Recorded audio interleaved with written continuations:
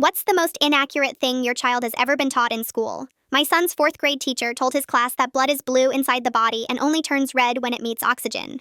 Emma came home repeating this proudly, pointing at the veins on her wrist. I gently explained that isn't true. Blood is always red because of hemoglobin, it's just darker red in the veins. She looked puzzled, but Mrs. Harper showed us a whole slideshow, Dad. She even had diagrams from the science book. The next morning, I packed my hospital badge into my bag. I'm an ER nurse at Riverside General, and since I was scheduled for the evening shift, I emailed Mrs. Harper to ask if I could give a short talk during career day. She loved the idea.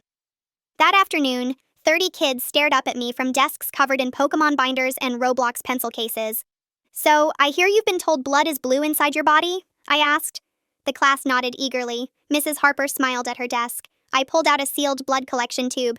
Notice anything? This tube has no oxygen inside, but the blood stays. I held it up. Red. I showed them photos of sealed vials on my phone, still red. The kids leaned forward, fascinated. I pulled up current medical textbooks on my tablet. Mrs. Harper shifted uncomfortably in her chair. But our book says blue, one boy argued. I checked the publication date, 1998. Science updates quickly, I explained. We used to believe many things that turned out wrong. Mrs. Harper suddenly stood up.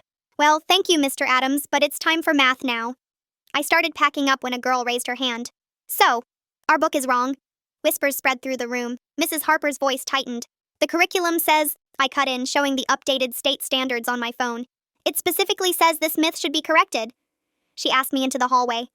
Do you realize how hard it is to keep authority when parents undermine me? She hissed. Now the kids will doubt everything I say. I kept calm. Isn't questioning and critical thinking the whole point? She snapped.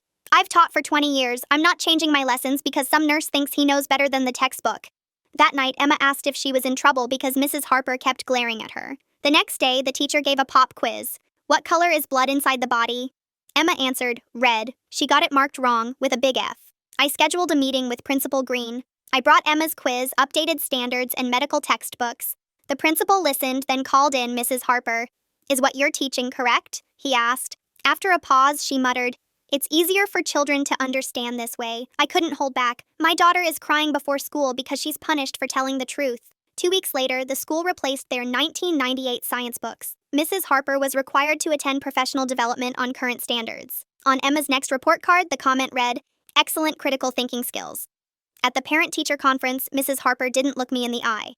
And when I signed up to volunteer at the science fair, my name had been crossed out. To this day, Emma always asks me when she learns something new at school, Dad, is this really true, or just a Mrs. Harper truth?